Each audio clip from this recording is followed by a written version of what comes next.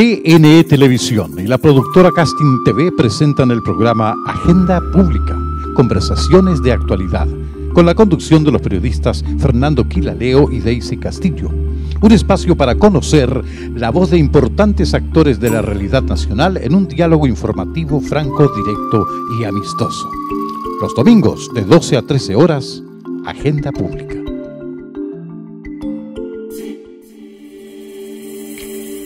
Hola, buenas tardes, bienvenidos a un nuevo programa de Agenda Pública. En esta ocasión no nos va a poder acompañar nuestra colega y periodista Daisy Castillo porque está padeciendo de un resfrío de verano tan común en esta época, así que cuídense ustedes también porque eso es muy complejo y muy complicado. Pero tenemos además un interesante invitado para conversar en esta tarde.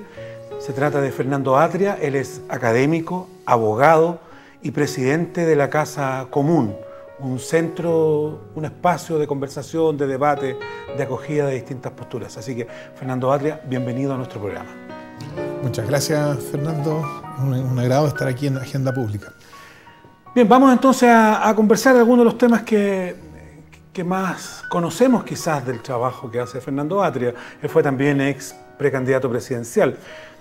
Usted estuvo trabajando fuertemente, impulsando, algunos decían que era una voz que la expresidenta Michelle Bachelet escuchaba con mucha atención, que se dejaba guiar incluso por los planteamientos que usted hacía, y en ese contexto se impulsó fuertemente en el gobierno y en la administración Bachelet la posibilidad de un cambio de constitución. Para algunos llegó la convocatoria un poco tarde, algunos lograron participar dentro de un proceso constituyente que convocó a más de 100.000 personas. En el marco de ese proceso constituyente también hubo un proceso constituyente indígena en que se hizo una especie de consulta a distintas comunidades y líderes indígenas, pero pareciera ser que eso quedó entrampado. ¿En qué está ese proceso constituyente? ¿Usted cree que tiene futuro? Fernando Atria nos contesta. Bueno, yo creo que uno, para responder esa pregunta, debería distinguir el proceso diseñado y llevado adelante por el gobierno de la presidenta Bachelet del problema constitucional y su solución, porque uno podría decir el proceso del gobierno pasado terminó, pero el problema sigue en pie, o al revés, ¿no? En fin, respecto del proceso constituyente que diseñó el gobierno pasado, yo creo que, claro, efectivamente ese proceso, en sus términos, terminó, digamos. Terminó con la presentación de un proyecto de nueva constitución al Congreso en los últimos días del mandato de la presidenta Bachelet. El gobierno entrante dijo que no tenía ningún interés en continuarlo y entonces ese proyecto quedó ahí. Yo creo que el proyecto que se presentó al final, ese proyecto es un proyecto bien poco adecuado. Creo que fue hecho muy... no es un proyecto interesante de nueva constitución.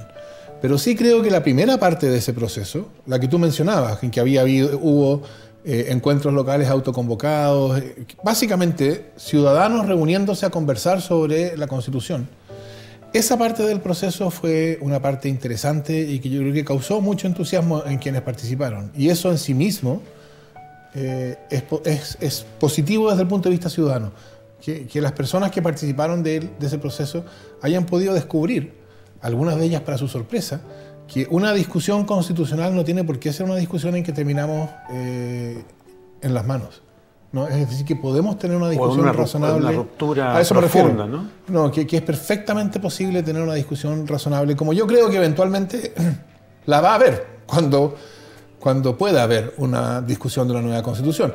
Me gustaría decir algo breve sobre el problema constitucional, porque si bien el proceso constitucional del gobierno pasado terminó y este gobierno dijo que no le interesa seguir, yo creo que el problema constitucional sigue todavía tan vigente como antes, si no más. Porque el problema constitucional no es que tengamos un texto que fue escrito por Pinochet o aprobado en un plebiscito fraudulento, que lo fue, pero ese no es el problema. Yo les preguntaría a las personas que nos están viendo, miren la política que esta Constitución ha contribuido a crear en los últimos 30 años. Miren a los políticos, miren la forma en que la política protege o no protege a los ciudadanos del abuso de los bancos, de las AFP, en su caso de las ISAPRES. ¿Cuál es la experiencia del ciudadano en esa materia? Mi impresión es una experiencia constante de abuso. Y no es abuso por cualquier razón. Es abuso porque la Constitución lo que crea es una política incapaz de actuar con eficacia. Lo estamos viendo con el caso de la reivindicación mapuche. Han sido 30 años en que ha sido imposible enfrentar el problema y darle una solución eficaz. En los últimos 30 años, yo diría, no hay muchos casos en los cuales la política ha sido capaz de identificar un problema que requería una solución transformadora y después de haberlo identificado, haber hecho esa transformación eficazmente. De modo que después de eso podamos decir, el problema quedó solucionado.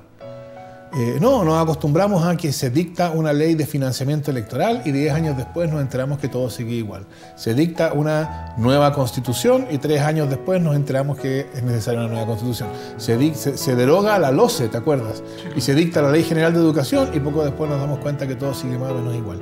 Y eso ha creado, creo yo, una creciente deslegitimación de las instituciones políticas. Ahora bien, pareciera ser que hay ciertos sectores en quienes radica buena parte del poder económico, del poder político, del poder familiar, incluso algunas familias que todavía se sienten como las dueñas del Estado, que son las fundadoras del Estado, las que financiaron la independencia hace un poco más de 200 años, y que pareciera que están bastante cómodos en esta forma, en este acuerdo nacional que es una constitución, ¿no? Claro, entonces uno habla con ellos y les explica esto del problema constitucional y ellos dicen, no, por supuesto que la política atraviesa por una grave crisis de legitimidad, pero eso no tiene nada que ver con la Constitución.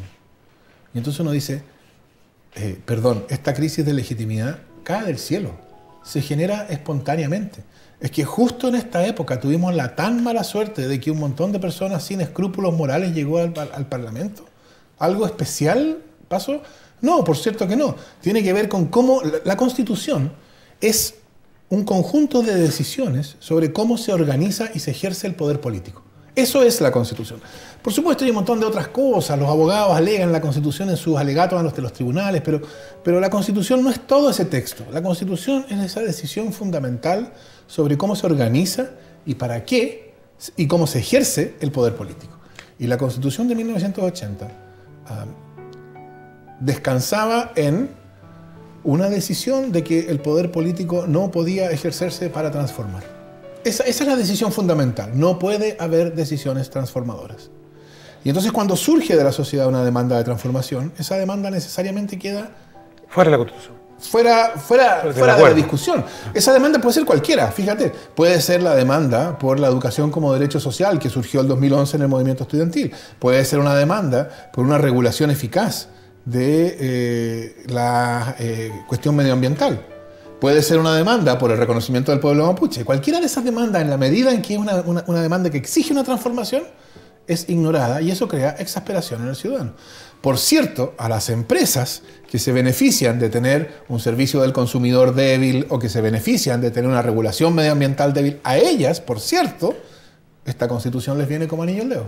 Fiscalizaciones débil. Ha tocado 2 veces el tema mapuche y me gustaría que le diéramos una pequeña vuelta al asunto, porque se comenta también que en este proceso que se impulsó en la administración Bachelet estuvo muy presente en la discusión algo que los pueblos indígenas, en particular los pueblos originarios en Chile, han estado demandando en el último tiempo, que han puesto encima de la mesa, que es un Estado plurinacional, ya no solo una nación, porque en general, y permítame que me alargue por la pregunta un poquito, se le suele decir a los pueblos originarios en Chile, para hacerlo como caricatura casi, miren, ustedes tienen derecho a la cultura, ustedes tienen derecho al habla, a su idioma, ustedes tienen derecho a sus prácticas culturales, pueden jugar palín, en el norte pueden hacer sus bailes, los rapanui pueden participar en todas sus actividades, en la tapati, que ya vienen unos meses más, pero cuando ustedes demandan un cambio profundo y que ustedes sean reconocidos como una nación distinta, en Chile no es posible, porque aquí en Chile somos todos chilenos, que es un poco el argumento que le da el ministro en la interpelación, el ministro Chadwick, a la diputada Emilia Nullado, cuando le dice, mira, nosotros estamos disponibles para todo, pero menos para cambiar la lógica de la nación, porque aquí somos todos chilenos. Es decir, usted puede practicar la cultura que quiera, pero a la hora de los que hubo, usted es chileno, igual que todos nosotros. Puede tener la cultura que quiera siempre que sea la nuestra. Siempre que usted se sienta contento con ser chileno. Y por otro lado, los sectores populares dicen, oye, pero ¿por qué ustedes los mapuches no quieren ser chilenos? Si es tan bonito ser chilenos, hemos ganado 2 Copa América. ¿Ah? No sé, tenemos 2 premios Nobel, o sea, ser chileno es lo máximo. Bueno, yo creo que esta es una cuestión bien importante, porque además ilustra espléndidamente lo que veníamos conversando. A mi juicio resulta claro que el problema en la Araucanía es suscitado porque hay una demanda de reconocimiento político, ¿no? El pueblo mapuche, y la verdad es que los demás pueblos originarios también, pero el pueblo mapuche es el más grande, el que tiene más peso, ¿no? Cuyos reclamos entonces se escucha más. Pero el reclamo es un reconocimiento de nosotros colectivamente existimos. No existen simplemente individuos que tengan apellidos mapuche, existe tal cosa como el pueblo mapuche. Y esa dimensión del conflicto ha sido sistemáticamente ignorada durante los últimos 30 años. Y entonces, dependiendo de cuán progre es el ministro del Interior, la reacción que hay desde el Estado es o tratarlo como un problema de seguridad, y entonces responder con represión, lo que lleva a la militarización, ya cosas como las que hemos visto, el caso de... El asesinato de... Exactamente, que no es el primero, por cierto, ¿no? Hay entonces invocación de la ley antiterrorista, etc. O es tratado como un problema de orden público, seguridad, represión, militarización, o es tratado como si el problema fuera simplemente un problema de pobreza, ¿no? Que no tiene nada específicamente mapuche, es que son pobres nomás. Y como son pobres necesitan políticas sociales, en fin. Fíjate tú, lo que queda afuera es lo que yo creo que es el centro. El centro es reconocimiento político. Mientras no haya una discusión seria sobre reconocimiento político, el problema mapuche va a seguir, o el problema causado por la demanda mapuche, va a seguir agudizándose. Y cada día que pasa es más difícil enfrentarlo y solucionarlo, por cierto, porque cuando el problema es ignorado, eso añade una dimensión adicional de desconocimiento, ¿no? Entonces, ¿qué quiere decir autonomía? ¿Qué quiere decir reconocimiento? Yo creo que significa discutir cuál es el grado adecuado de autonomía del pueblo mapuche. Autonomía no quiere necesariamente decir independencia, ¿no? Es decir, autonomía es un concepto que empieza aquí, claro, y acá está independencia, pero hay una infinidad de estadios posibles de esto, ¿no? Y hay experiencias en otros países de más o menos grados de autonomía. Yo creo que si hubiera una discusión seria sobre autonomía, el grado adecuado de autonomía del pueblo mapuche, yo creo que esto cambiaría completamente de registro. Pero mi predicción es que no va a haber. Porque reconocer la autonomía del pueblo mapuche, es decir, reconocer que Chile es un país, un estado plurinacional, es una decisión transformadora, que son precisamente el tipo de decisiones que la política que conocemos no puede tomar. Y entonces, esa demanda y el hecho de que sea ignorada, y transformada en otras cosas, como seguridad o políticas sociales, lo que van a hacer va a ser, bueno, que los ciudadanos comunes y corrientes se preguntan si la política no está preparada para identificar estos problemas y solucionarlos con eficacia, ¿para qué demonios sí está? ¿Cuáles son los servicios, los intereses que sí sirven? ¿No? Y entonces recuerda, claro, de que detrás de todo esto también hay un problema por las tierras que tiene que ver con el auge de la industria forestal, y entonces en esta ceguera del sistema político, no es una ceguera neutral, ¿no? Es una ceguera que beneficia a las forestales y perjudica a los mapuches. Y entonces, ¿a qué intereses sirve? Y eso produce deslegitimación. Ahora, para cerrar ese tema tan interesante, a veces que a la ciudadanía le parece un poco distante y árido, entonces, ¿tú estás más bien poco optimista de que pudiera haber un cambio en la Constitución? ¿Vamos a tener Constitución por un buen rato? ¿O es posible que en algún momento haya un cambio profundo y podamos discutir siquiera una asamblea constituyente o una nueva constitución? O sea, si uno lo piensa, la Constitución era como la Constitución es la decisión fundamental sobre el poder político y cómo se ejerce. La Constitución originalmente tenía una serie de candados para evitar que la política pudiera transformar, ¿no? Esos candados fueron con el tiempo gastándose, que es lo que ocurre siempre, ¿no? Las cosas se van desgastando y llega un punto en que ya no sirven. Entonces el 2005 fueron eliminados, el 89 fue eliminado el infame artículo 8º, que los que tengan memoria de la vida en la dictadura recordarán que era un artículo que básicamente declaraba proscrito a los partidos de izquierda. Pero el 89 ya era insoportable seguir manteniéndolo y entonces en la reforma del 89 se fue eliminado. El 2005 fueron eliminados los senadores designados, ¿no? Que tenían intervenido al Senado, de modo que la derecha siempre tuvo mayoría en el Senado, a pesar de que había perdido todas las elecciones entre 1990 y 2015. Pero ya para el 2005 los senadores designados iban a estar neteados, así que ya no cumplían ninguna función y entonces ahí les bajó el espíritu cívico y dijeron ahora entonces terminemos con ello. El 2015 ya llegó el turno al sistema binominal. Entonces, si uno lo piensa, claro, con el tiempo, todas estas cuestiones van a ir desapareciendo. Entonces uno podría decir, bueno, entonces de aquí al 2000, fíjate, 89, 2005, 2015, bueno, sigamos 2035, 2050, el 2050 vamos a tener una constitución razonable. Pero la pregunta es, tener una constitución que hace que la política sea incapaz de enfrentar transformadoramente problemas reales, no es gratis. Produce una creciente deslegitimación de la política ante el ciudadano y es cosa de verla. O sea, yo dificulto que la política haya sido vista por el ciudadano común y corriente con el desprecio con el que hoy día la ve otras veces. Y entonces, la pregunta es razonable para Chile, es bueno para Chile tener una institucionalidad política que es despreciada por los ciudadanos, cada vez más despreciada por los ciudadanos? ¿No será razonable hacer algo al respecto? Ese algo es una nueva constitución, es tener una discusión constitucional para tener una decisión que sea nuestra respecto de qué es el poder político, cómo se ejerce y con qué fines. Cambiemos un poco de tema, aunque quizás no tanto. Usted tiene, al parecer, un afecto, o le tienen más bien, mucho afecto en un sector político que ha crecido mucho en estos años, que tuvo una emergencia muy importante y en muy poco tiempo. Me refiero al Frente Amplio. Incluso algunos dirigentes destacados del Frente Amplio le dicen maestros. Yo lo he escuchado por ahí, lo he leído, ¿no?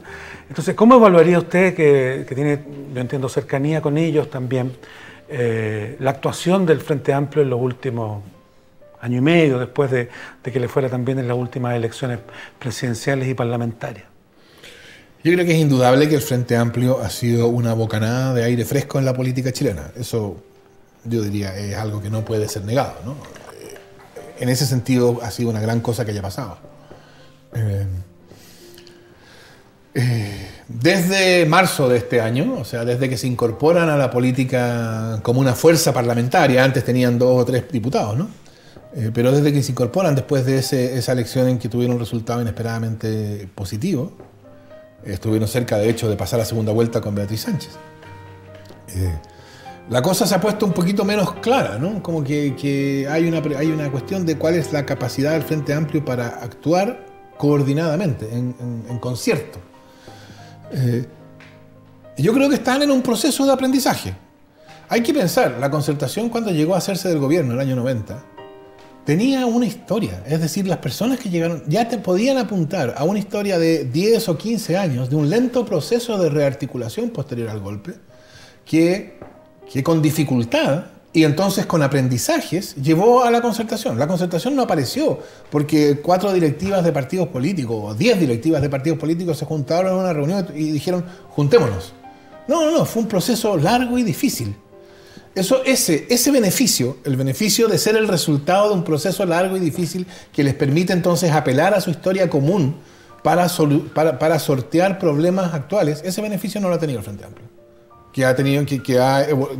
Ha surgido y ha llegado donde está en 2 años o en 3 años, ¿no?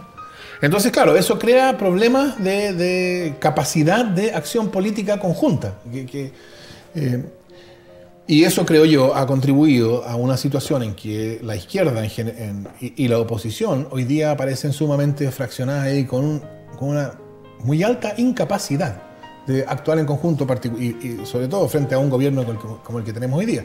Eso, diría yo, es un problema. Y yo creo que todo izquierdista debería entender que hoy día su responsabilidad principal es hacer lo que corresponde hacer para promover la convergencia de todos estos grupos de izquierda fragmentados como están ellos hoy día.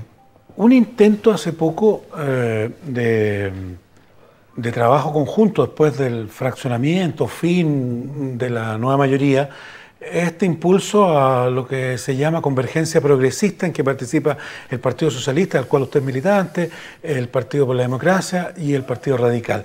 Hasta donde yo entiendo, a usted no le gustó mucho esa alianza y ese esfuerzo. ¿Por qué siente que no es una buena decisión buscar ese tipo de acuerdo de trabajo? Bueno, no solo a mí, ¿no? Circuló entre militantes socialistas una carta, que fue una carta que surgió de las bases, en que se reunieron algo así como, no sé, 600 o 700 firmas de compañeros socialistas, ¿no? Que reclamaban contra esta convergencia progresista. Tanto por razones de forma, ¿no? Puede la mesa firmar un acuerdo de este tipo sin que ese acuerdo sea discutido en el Comité Central, etcétera. Esa es una cuestión que es importante, pero claro, no es muy interesante para los que no son socialistas. Pero sí había una cuestión más profunda. Porque claro, a cierto nivel es verdad que lo que necesitamos hoy día es converger. Ese es nuestro problema. Pero la convergencia no puede ser una convergencia hecha de ese modo.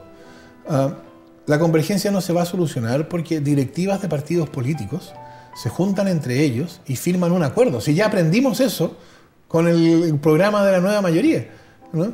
Que por supuesto cuando se trata de la elección, todos dicen sí, este es nuestro programa, y al día siguiente de la elección dicen no, pero es que yo ni lo leí, ¿no? Entonces, no me representan. Claro, entonces la capacidad de un acuerdo de ese tipo, de construir una voluntad y una unidad y una agencia común que sea suficientemente densa como para poder llevar adelante un programa transformador, no se logra juntando al presidente de este partido, y menos por cierto, en una convergencia que va desde el PS hacia el centro, ¿no? La manera de pensar esa convergencia, que es lo que para eso surgió la Casa Común que tú mencionabas al principio, es que es fundamental que esa convergencia vaya siendo paralela a la construcción común de un proyecto transformador.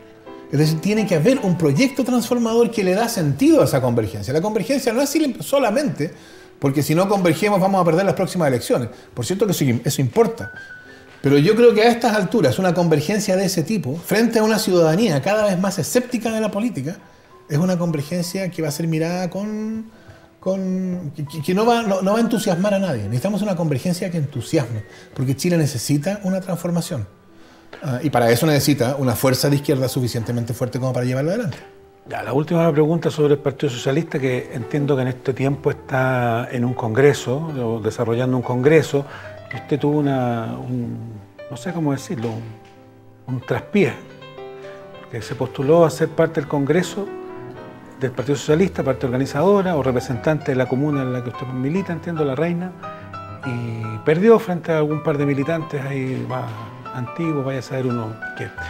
Mi pregunta en realidad es, lo que se dice mucho del Partido Socialista es que si usted no es químicamente puro socialista, si no militó desde su vida entera en el Partido Socialista, si sus padres no fueron socialistas, si sus abuelos no fueron socialistas, es muy difícil hacer política dentro del Partido Socialista. Si no es químicamente puro socialista, cuesta mucho. ¿Usted ha sentido un poco eso? Porque yo entiendo que usted en alguna juventud fue... Y efectivamente no soy de padres, exactamente, no soy de padres ni de abuelos. ¿Le ha costado más por esa razón? ¿Lo siente así? A ver, déjeme, una cosa sobre lo de La Reina. Lo de La Reina fue un error puntual de descoordinación que yo no creo que tenga mucho significado.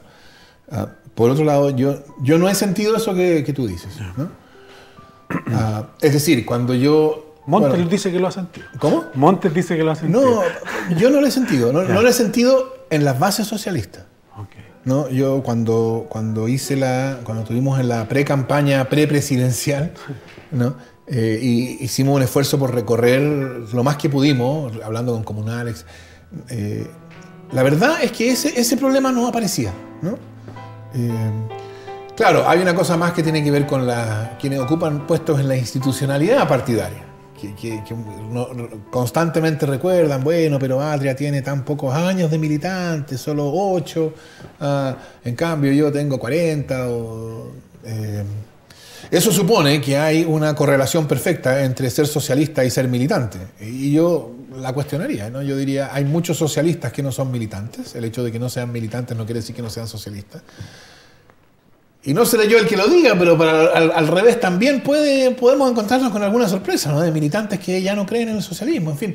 De modo que yo no creo que ese es un problema. Hay otros problemas. Yo creo que dentro del Partido Socialista, como en los demás partidos por lo demás, esto no es propio del Partido Socialista, se reproduce la misma distancia que uno puede observar a nivel nacional entre la ciudadanía y lo que hoy día se llama la clase política, dentro de los partidos es una distancia que hay entre las cúpulas y las bases. Y yo diría, ese es el problema central que hoy día enfrentan los partidos políticos. Nos quedan 5 minutos para conversar. Hagamos una evaluación de lo que ha sido estos meses de gobierno de la administración Piñera. ¿Lo ha sorprendido? ¿Era lo que se esperaba un poco? ¿Le ha sorprendido el trastabilleo de la administración Piñera, por ejemplo, en temas económicos, que se suponía que ellos iban a hacer, o la administración Piñera, una de sus fortalezas era traer inversión y poder mejorar rápidamente las condiciones materiales de la sociedad? ¿Lo ha sorprendido o es dentro de lo que estaba? No, a mí me ha sorprendido que uno diría, pensándolo para atrás, desde 90 para adelante, debe ser el gobierno con menos capacidad de efectivamente gobernar que hemos visto desde entonces. Y que compensa esa incapacidad con algo que a mí me parece cada vez más peligroso, más preocupante, que es una apelación a lo que sea que el gobierno cree que va a ser popular en las encuestas, con total indiferencia a lo que realmente puede pasar como consecuencia de lo que hace. Déjame ponerte algunos de los ejemplos, ¿no? Por favor. Todos nos recordamos cuando el presidente Piñera, vestido casi de Rambo, ¿no? Presentó al Comando Jungla, ¿no? Tenía entonces a todos estos carabineros, pero que en realidad parecían soldados, detrás de él, hablando golpeado, que era...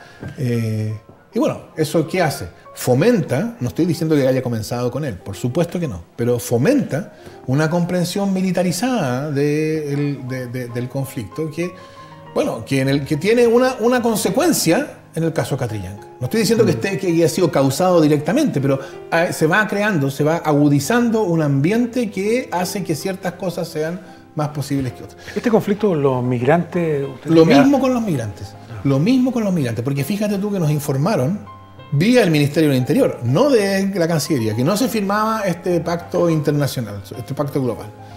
¿Y qué nos dijeron al principio? Nos dijeron excusas.